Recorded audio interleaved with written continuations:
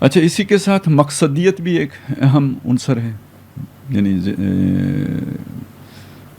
دنیا کے اعتبار سے بھی اگر، یعنی وہ تو آخرت کے اعتبار سے ہو گیا، دنیا کے اعتبار سے بھی دیکھیں تو اگر آپ کا کوئی بالا تر موٹیو ہو جو اس حیوانی جبلت سے بلندر ہو، تو وہ بھی اس چیز کا باعث ہو سکتا ہے کہ آپ کی توجہ ادھر اس اپنے مقصد پر اتنی فوکس ہو جائے گی کہ یہ چیزیں ذیلی اہمیت کی اختیار کر لیں گی. اب دیکھیں نا، جو دنیا میں جن لوگوں کے سامنے کوئی بڑے مقاصد ہوتے ہیں، چلے قوم کا جذبہ ہی ہوتا ہے یا یہ کہ وطن پرستی کا جذبہ ہوتا ہے، یا کوئی بھی اعلیٰ قدر کسی کے سامنے پیش نظر ہوتی ہے جس مقصد کے حصول کے لیے وہ جد و جہد کر رہا ہوتا ہے، تو یہ ساری چیزیں، یعنی کھانے کی بھوک برداشت کر لیتا ہے، یہ ساری جیلیں کاٹ لیتا ہے، تو کوئی بلندر نصب العین بھی انسان کے اندر ایک طرف ہو اور ایک بلندی کردار پیدا کر دیتا ہے.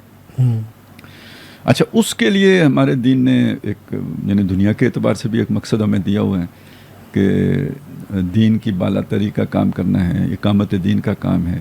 یہ ایک مقصد حیات ہے، میری زندگی کا مقصد تیرے دین کی سرفرازی، میں اسی لیے مسلمان، میں اسی لیے نمازی.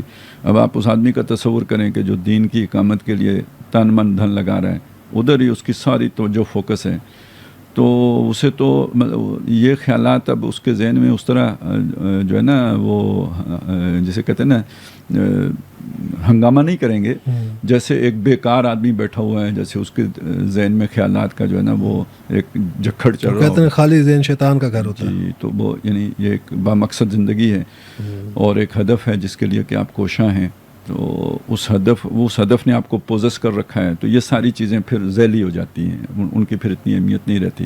اور ہاں، جب وہ ہدف اچیو ہو جائے گا تو پھر وہ ساری خواہشات ایک دم اثر نو جو ہے نا کھڑی ہو جائیں گی. لیکن یہ کہ جب تک نہیں ہوگا، جب تک آپ کی زیادہ توجہ اس ہدف کی طرف رہے گی. تو یہ چند چیزیں ہیں جو فرد کو یعنی ڈسپلن رکھتی ہیں اپنے ان جبلی ضرورتوں کے حوالے سے، یا جسے آپ نے میجر موٹیو کہا ہے اس کے اعتبار سے کہ اسے ڈسپلن میں رکھنا ہے. تو اصل تزکیہ یہ کل کرنا تزکیہ نہیں ہے، بلکہ ڈسپلن میں رکھنا تزکیہ ہے. اور اس کے لیے جو ہمیں مختلف رہنمائی قرآن و سنت سے ملتی ہے، اس کے چند اشارے ہیں کہ جو میں نے آپ کے سامنے رکھے.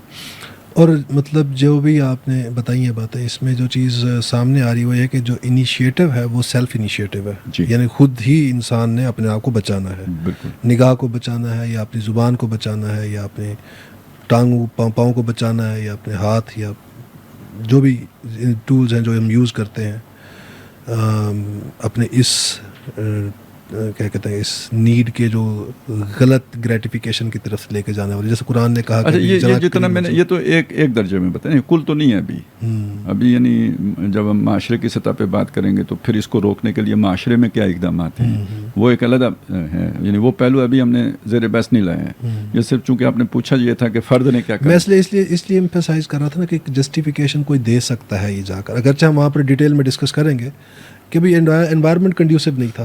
تو یہاں پر جو باتیں آپ نے دی ہیں وہ ایکچولی تو یہ بتا رہے ہیں کہ یہ آپ کو کہا جا رہا ہے کہ یہ انیشیٹوز تم نے خود بھی تم نے بھی لینے ہیں. یہ نہیں کہ تم بیٹھے رہو کہ معاشرہ مجھے ملے گا، ماحول سازگار ملے گا تو پھر میں نیک بن جاؤں گا، بلکہ یہ انیشیٹو تم نے اپنی ذات سے شروع کرنا ہے اور تم نے اپنے سیلف ریسٹرین کا مظاہرہ کرنا ہے، معاشرہ یا ماحول جیسا بھی ہو. اصل میں تو دیکھیں نا، جو جسے جہاد کہا گیا ہے، ایک جہاد تو وہ ہے نا جو تلوار سے کرنا ہے، ایک جہاد جو برائیوں کے خلاف جہاد ہے، تو وہ یہی ہے نا، ایک کشاکش اور کشمکش ہے کہ برائی آپ کو اپنی طرف متوجہ کر رہی ہے، کھینچ رہی ہے، اٹریکٹ کر رہی ہے، آپ نے اس سے رکنا ہے. وَنَّهَا النَّفْسَ عَنِ الْهَوَىٰ، تو خواہش تو کرے گا نا، نفس تو کرے گا.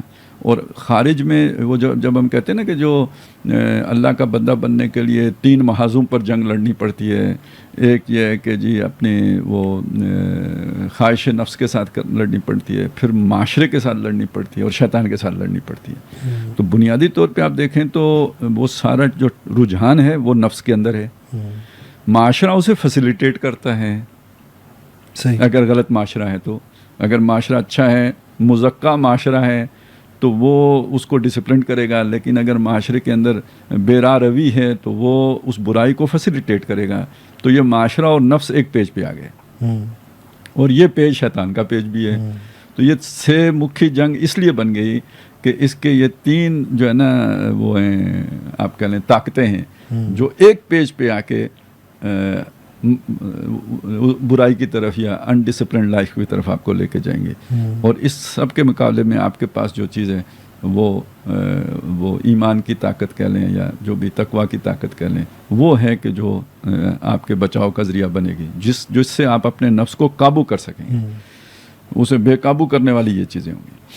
اچھا, یہ آپ نے جو تقویٰ والی بات بھی کی کہ تقویٰ وہ ایکچولی موٹیو ہے, وہ ڈرائیونگ فورس ہے جس کے ذریعے سے آپ اپنے آپ کو کنٹرول کر سکتے ہیں, اپنے اس موٹیو کو. اب ہم سائیکالوجی میں یہ چیز پڑھتے ہیں کہ یہ انسان کی نفسیات میں ہے کہ جب تک پنشر اس کے سامنے ہو تو وہ اس کام سے رکا رہتا ہے. پنشمنٹ ہم کسی بھی انسان کو دیتے ہیں کسی کام سے روکنے کے لیے, کوئی انڈیزائرڈ کام سے روکنا چاہتے ہوں تو ہم پنشمنٹ دیتے ہیں اس کے لیے.